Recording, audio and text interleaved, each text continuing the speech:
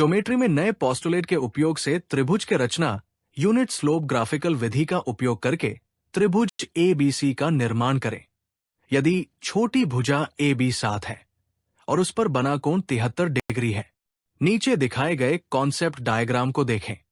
प्रश्न का उत्तर निम्नलिखित स्टेप्स में प्राप्त किया है। उद्देश्य एक त्रिभुज ABC में BC 7 इकाई और कोण ABC 73 अंश है। त्रिभुज के सभी कोण 90 अंश से कम है। त्रिभुज का निर्माण करें। वर्तमान ज्ञान के अनुसार किसी त्रिभुज की रचना में न्यूनतम 3 एलिमेंट्स आवश्यक है। दिए हुए त्रिभुज निर्माण को पूरा करने के लिए दिए गए डेटा से अन्य भुजा BC की गणना करनी होगी। इसके लिए निम्नलिखित स्टेप्स फॉलो करने होंगे।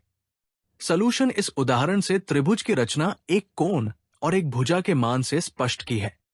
विजुअल एंगल टोपोलॉजी दर्शाती है कि त्रिभुज के सभी कोण 90 अंश से कम है। दिए गए कोण को 45 अंश के रूप में यूनिट स्लोप में व्यक्त करें, जिसमें कोण की ऑक्टेंट स्थिति को निम्नलिखित बताया गया है। कोण 73 - 45 बराबर 28, 17, 73 और 62 हो सकती है। दिए गए टोपोलॉजी के साथ मिलान करने पर सिलेक्टेड कोण 73 अंश है। यूनिट स्लोप एकल AD के आधार का अन्य कोण 62 अंश होगा।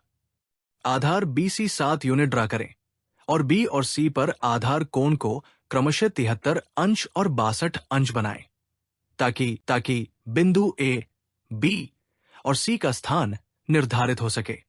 AB और AC भुजाओं को मापें। ये 8.5 और 9.5 यूनिट है। 9.5 और 8.5 का रेशो निकले। ये 1.12 है। इसलिए त्रिभुज का स्केल 1.12 है और AB भुजा 7x 1.12784 लगभग 8 यूनिट है। त्रिभुज का निर्माण करें जिसमें भुजा 7, 8 और बीच का कोण 73 अंश अब संभव है। ज्योमेट्री में नए पोस्टुलेट के उपयोग कई शोध के रास्ते खुले हैं। एक त्रिभुज निर्माण के लिए कंग्रुएंसी कंडीशन बदल गई है। कन्वेंशनल ज्ञान में कम 3 एलिमेंट्स आवश्यक है। नए एल्गोरिदम के साथ केवल 2 एलिमेंट्स पर्याप्त है। इस वीडियो में एक भुजा और एक कोण के उपयोग से त्रिभुज बनाने की विधि समझाई है और यूनिट स्लोप ग्राफिकल निर्माण विधि की व्याख्या की है। 3 नीचे एक नई समस्या दी गई है जो छात्रों के लिए होम असाइनमेंट है। उद्देश्य दिए गए चित्र में ABC एक त्रिभुज है जिसमें कोण ACB 20 डिग्री है। भुजा BC A और ACB है। रेखा CA को बिंदु D तक बढ़ाया है और भुजा BD भी A है।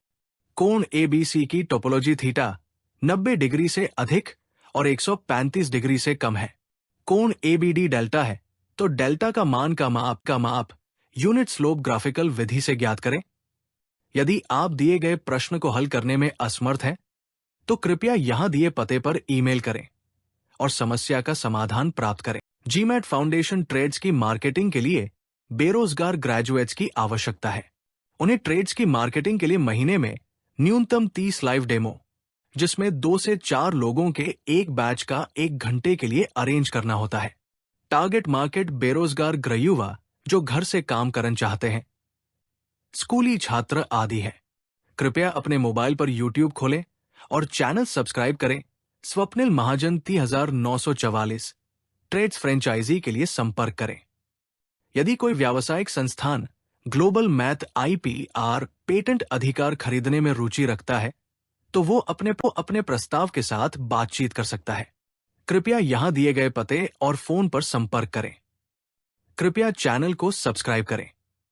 अपने पसंद के गीत के साथ वीडियो जानकारी का